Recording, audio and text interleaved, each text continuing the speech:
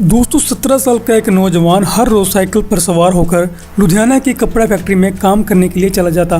गीत गाई से इतना प्यार था कि काम में थका होने के बावजूद भी साइकिल उठा सीधा लुधियाना के बस अड्डे के पास अपने उस्ताद सुरिंदर शिंदा के पास रियाज करने के लिए पहुंच जाता।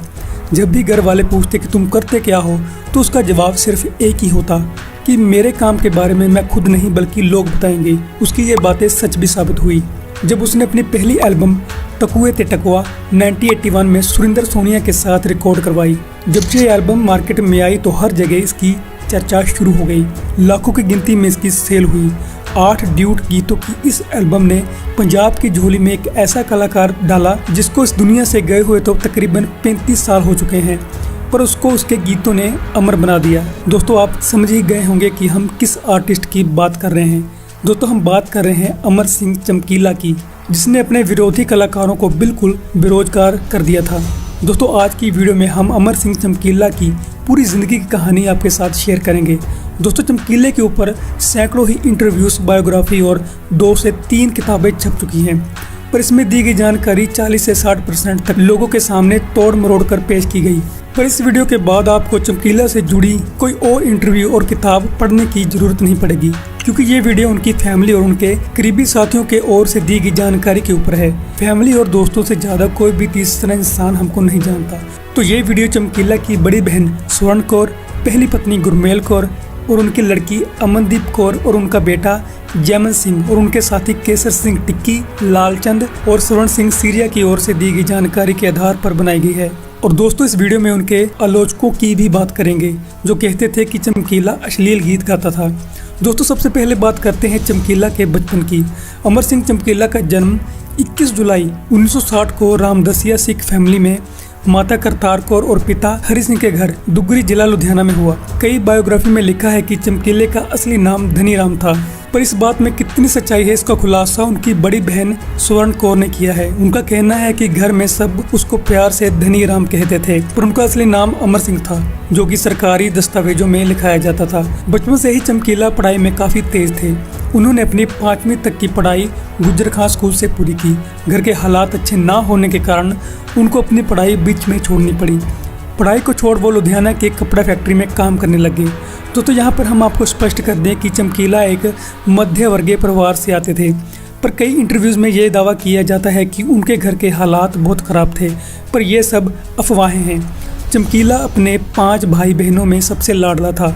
उनकी 2 बड़ी बहनें स्वर्ण कौर और चरण कौर और 2 छोटे भाई लश्कर सिंह और अवतार सिंह तारी थे। चमकीले का परिवार अपने घर का गुजारा भैंस और गाय को रखकर करता था। गीतकारी की तरफ किसी का भी दूर दूर तक कोई लेना देना नहीं था, पर चमकीले की गीतकारी भगवान की एक दात थी। जब वो 16 साल का था तो उन्होंने ढोलक और हारमोनियम को सीखना शुरू कर दिया था। हारमोनियम और ढोलकी के ऊपर पकड़ बनाने के बाद चमकीले को सुरिंदर शिंदे के बारे में पता चला। सुरिंदर शिंदा उस वक्त उभरते हुए कलाकार थे। जब चमकीला लगभग 17 या 18 साल का था तो वो सुरिंदर शिंदा को साइकिल पर मिलने गया।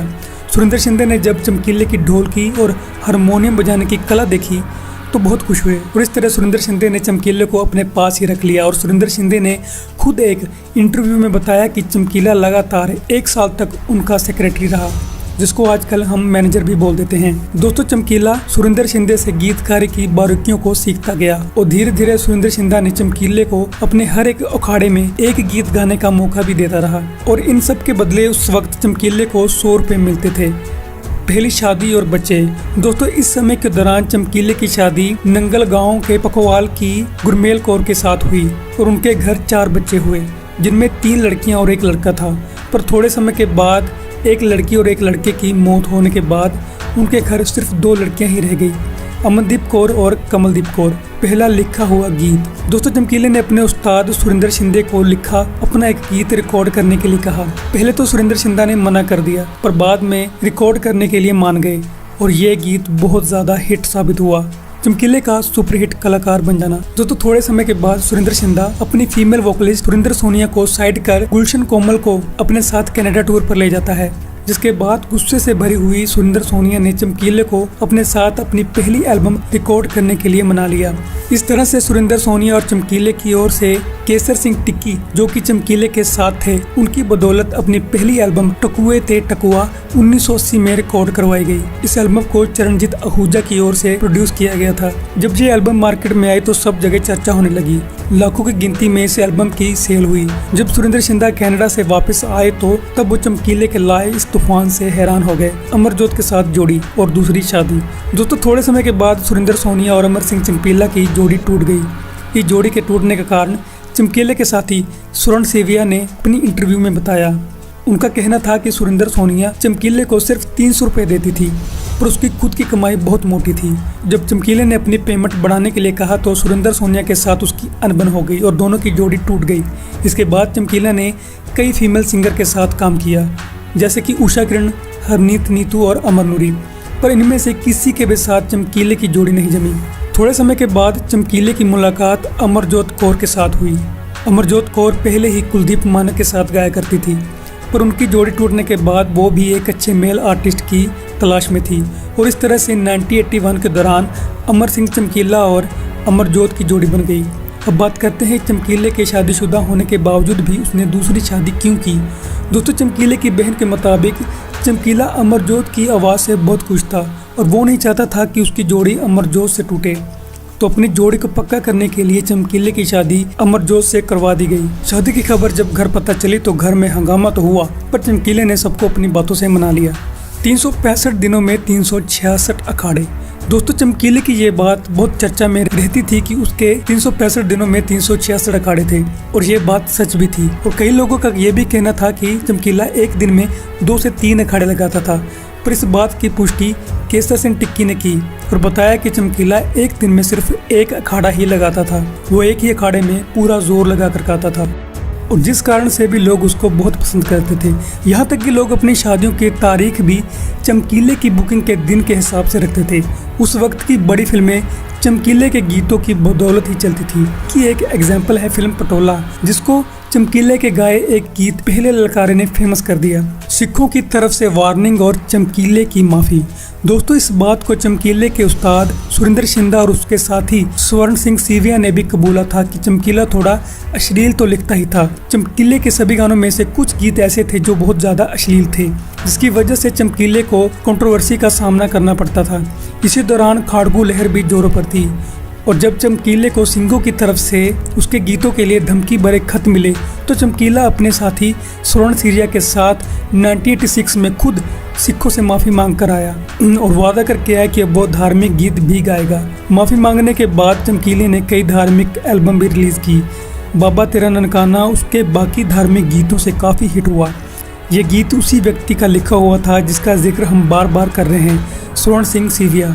इस एल्बम की 10 लाख कापियाँ बिकी थी। गीतों और अखाड़ों से कमाई। दोस्तों चमकीला अपने अखाड़ों और गीतों से कितना कमाता था इसके बारे में उनके परिवार वालों को कोई भी जानकारी नहीं थी, पर विकिपीडिया के मुताबिक चमकीला अपने अखाड़े का उस वक्त 4000 रुपये तक लेता था। उस वक्त ये कीमत बहुत ज़्यादा थी। अपनी कमाई की बदौलत ही चमकीले ने 3 बंगले और 7 से 8 किले ज़मीन बना ली थी। दोस्तों चमकीले की मौत को 35 साल हो चुके हैं। उनकी मर्डर मिस्ट्री ना तो किसी ने सॉल्व की और ना ही किसी ने कोशिश की, पर हमें फिर भी लोगों की इंटरव्यूज और रिसर्च से उनकी मौत के 3 मुख्य कारणों का पता लगा है। पहला तो ये कि चमकीले को उसके साथी गायकों ने ही मरवाया था, क्योंकि उस वक्त चमकीला इतना फेमस हो गया था कि उसके साथी कलाकार घर पर बैठ गए थे, उनको कोई काम नहीं दे रहा था। और दूसरा कारण था सिंघों के द्वारा चेतावनी दिए जाने के बाद भी चमकीले का अश्लील गीत गाते रहना।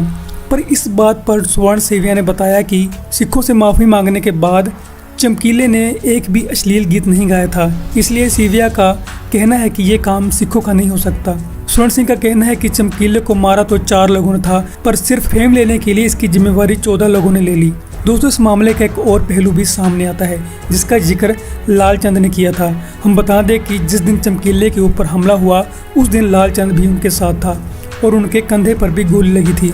लालचंद का कहना है कि कई सिरफिरे गांव नौजवान कलाकारों को धमकाकर उनसे पैसे की डिमांड करते थे, पर चमकीला उन जैसों को 1 रुपया भी नहीं देता था और जिसकी वजह से ही इन शरारती अंसरों ने चमकीले का कत्ल कर दिया। चमकीले के साथ उसकी पत्नी और ढोलक मास्टर और एक पेटी मास्टर भी मारे गए थे। चमकीले और उनकी पत्नी का अंतिम संस्कार दुगरी गांव में किया गया, चमकीले की मौत का सदमा उसके परिवार वाले सह न सके। चमकीले की मौत के बाद उनके भाई लश्कर सिंह ने ट्रेन के नीचे आकर सुसाइड कर ली। यहाँ पर हम बता दें कि चमकीले की दूसरी पत्नी अमरजोत कौर ने 2 लड़कों को जन्म दिया था। बड़े लड़के जैमन के अलावा चमकीले की मौत के समय उसका एक 20 दिनों का नवजन्मा बच्चा भी था। पर माँ बाप की मौत के बाद उसकी भी 1.5 महीने के बाद मौत हो जाती है। चमकीले का पिता भी बेटे की मौत का सदमा ना सह सका और वो पागल होकर मर गया। दोस्तों, आज चमकीले की पहली पत्नी गुरमेल कौर अपनी बेटी के साथ पुगरी गांव में रहती है और उसकी दूसरी बेटी कमलदीप कौर कनाडा सेटल है। चमकीले की दूसरी पत्नी अमरजीत कौर के लड़के जैमन की शादी हो चुकी है। दोस्तों, हम अंत में यही कहना चाहेंगे कि गोली किसी भी मसले का हल नहीं है। एक गोली एक इंसान नहीं बल्कि पूरा परिवार खत्म कर देती है। दोस्तों, वीडियो इन्फॉर्मेटिव लगी हो तो वीडियो लाइक करें और वीडियो को शेयर करें और हमारे चैनल को सब्सक्राइब करना बिल्कुल न भूलें। हम ऐसी ही वीडियोस आप तक लाते रहेंगे। धन्यवाद।